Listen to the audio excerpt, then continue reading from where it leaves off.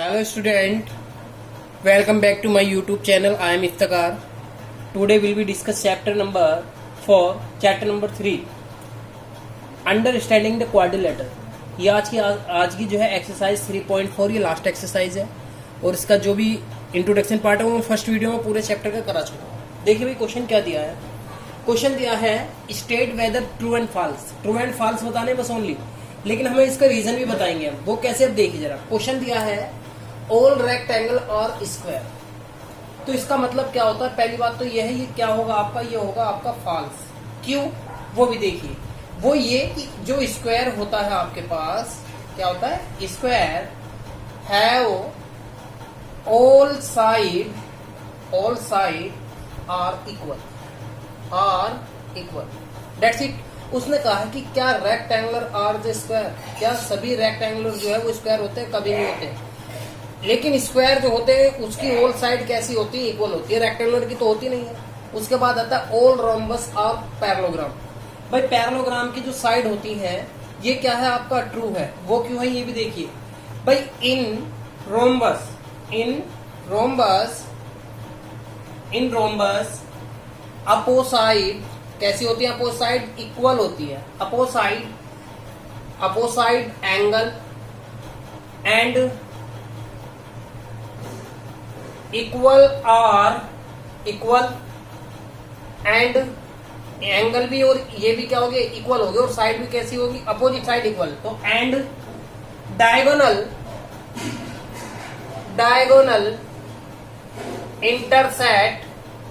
Intersect at the mid point.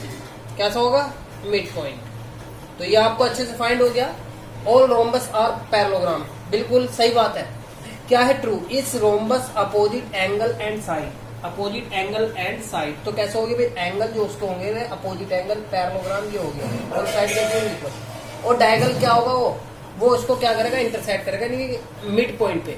Again आता है C part क्या दिया है. सी पार्ट भी आपका क्या है, all square are the rhombus. बिल्कुल ऑफकोर्स. लेकिन क्या रेक्टेंगुलर भी है वो अब बताएंगे हम. तो क्या होगा, ट्रू. ये क्या होगा, ट्रू. कैसे वो भी देखिए भाई. Square have the same property of the rhombus. ठीक है student. But not a rectangle. तो क्या है वो, लेकिन रेक्टेंगल नहीं है. देखिए square have the same property of rhombus. क्यों, आपको पता जो रोम्बस होता है वो किसकी शेप का बना होता है, स्क्वायर की बना होता है. सिर्फ अगर एक कोने को आप पुश करेंगे तो उसकी शेप किस में कन्वर्ट हो जाएगी, रोम्बस में. नेक्स्ट आता है all square are not parallelogram. जितने भी स्क्वायर हैं क्या वे सबके सब क्या होते हैं, पैरेललोग्राम होते हैं, नॉट. ये क्या होगा आपका, फॉल्स. क्या होगी वैल्यू, फॉल्स. वो कैसे, वो भी देखिए आप. भाई फॉल्स है तो आपको इसमें क्या देगा, वो ये देगा all square have the same property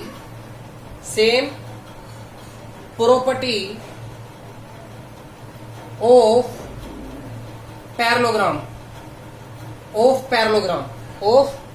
parallelogram.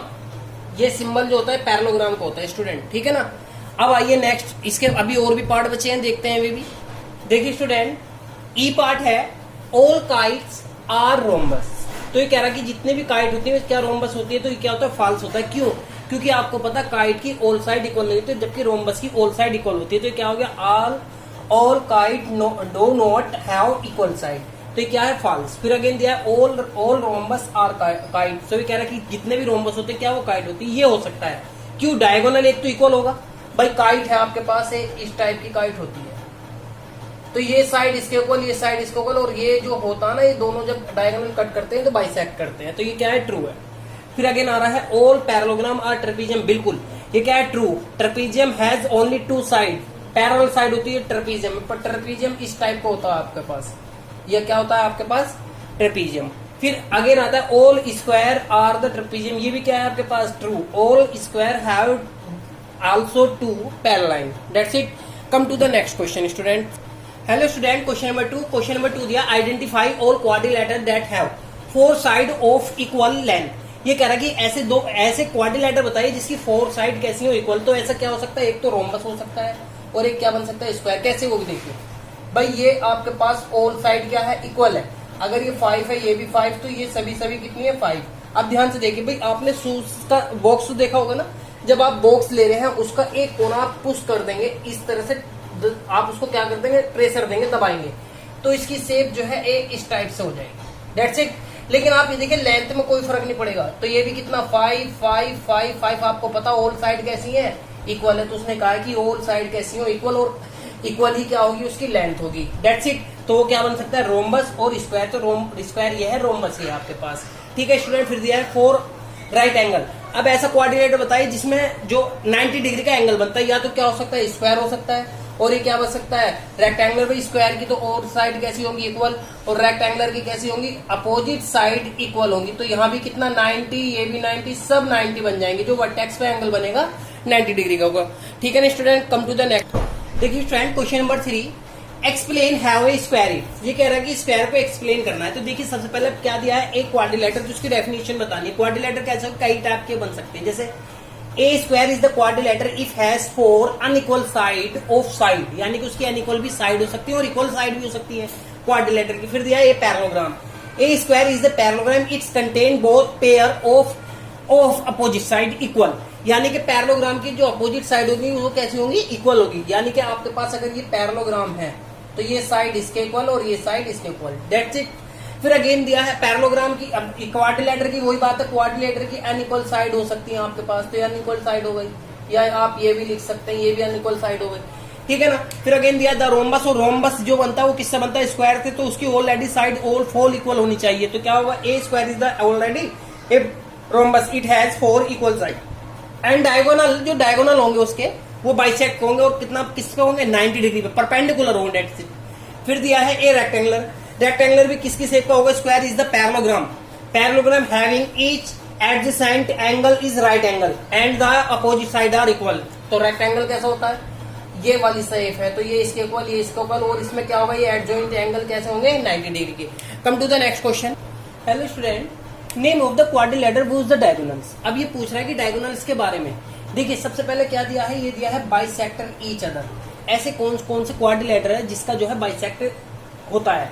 तो क्या आ गया, a if diagonal of the quadrilateral bisect each other then it is a rhombus. एक तो क्या होगा, रोम्बस होगा, पैरेललोग्राम और रेक्टेंगुलर, और क्या होगा, ऑफ ए स्क्वायर। तो ये सब किसकी शेप में आते हैं, किस में आते हैं, बाइसेक्ट एंड डायगोनल में। फिर आता है the perpendicular bisect of the each other, यानी कि ये कह रहा है कि कौन से क्वाड्रिलेटर है जहां पर परपेंडिकुलर होते हैं। यानी कि आप ये मान लीजिए कोई भी क्वाड्रिलेटर है और ये डायगोनल है, तो यहाँ 90 डिग्री एंगल किस का बनता है, तो वो कौन कौन सी शेप होती है भाई। एक तो होता है रोम्बस में, किसमें होता है, रोम्बस। ओनली एक ऐसी चीज है किसमें, रोम्बस में।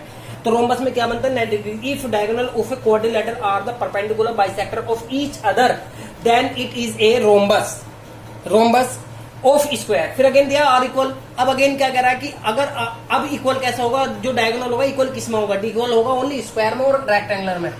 आपके पास भाई स्क्वायर ऑल साइड इक्वल, तो ये भी कैसे होंगे, इक्वल। अगर रेक्टेंगुलर है तो ये साइड भी कैसी होंगी, इक्वल, यानी कि डायगोनल इन दोनों में ही इक्वल होते हैं। तो if diagonal are equal then it is a square और क्या है, rectangular. Come to the next question. देखिए स्टूडेंट, क्वेश्चन नंबर है 5। क्वेश्चन 5 दिया है, explain why a rectangular is a convex quadrilateral. भाई आपसे क्या कह रहा कि ये क्यों है कि रेक्टेंगुलर आपका कॉन्वेक्स क्वाड्रिलेटर। तो क्या करते हैं, देखिए student, a rectangular is a convex quadrilateral since its vertex is the recede and both of its diagonals lie in the interior angle, यानी कि जो उसके इंटीरियर एंगल है वो वहां पर लाई करता है, कॉन्वेक्स एंगल।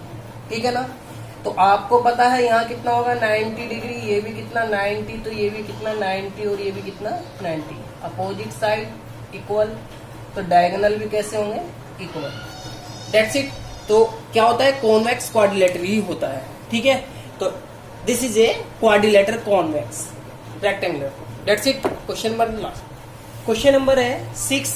देखिए स्टूडेंट, क्वेश्चन क्या दिया है आपको, रीड करते हैं पहले हम। क्वेश्चन दिया है A B C is rectangle.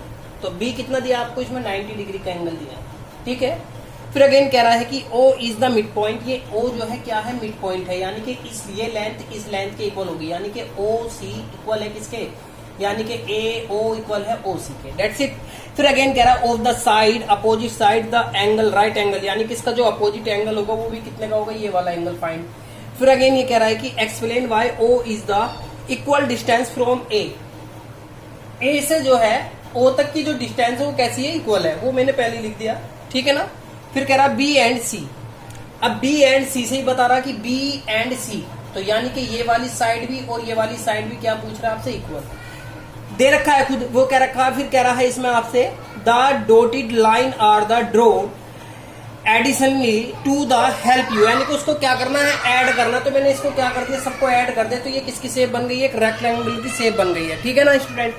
अब देखिए क्या करते हैं इसमें, ये दिया है two right triangle make a rectangular where O is the equal distance from point A and B and the D because O is the midpoint of the diagonal of a rectangular.